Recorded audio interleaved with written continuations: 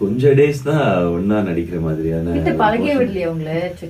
இல்ல இருந்த டைம் இருந்த நிஜமாவே அங்க இருந்த மாதிரி தானே இருக்க முடியும். ஸோ எனக்கு அவங்களுடைய டிவி டேஸ் வந்து ஆக்சுவலா ராஜ்குமார் பெரியசாமி அவர் தான் உங்களுக்கு அடுத்த பிரபுதேவா ஷோட டைரக்டர். அவர் அங்கதான் ஐ ஹட் பார்ட்டிசிபேட்டட்.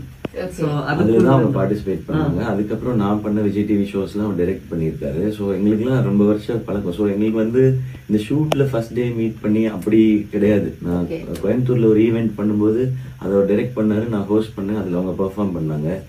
ஸோ அந்த மாதிரி எங்களுக்கு தெரியுன்றதுனால அது மாதிரி ஒரு ஜேர்னியே இருக்கு. ஸோ எல்லாரும் ஒரே சேனல்ல இருந்து வந்து இந்த படத்துல ஒர்க் பண்ணியிருக்கோம். அண்ட் அவங்களோட ஒர்க் பண்றது என்ன, நான் ஆரம்பத்துல இருந்து நான் நினைச்சது ஒரு அமேசிங்கான ஒரு பெர்ஃபார்மரோட நம்ம ஒர்க் பண்ண போறோம்.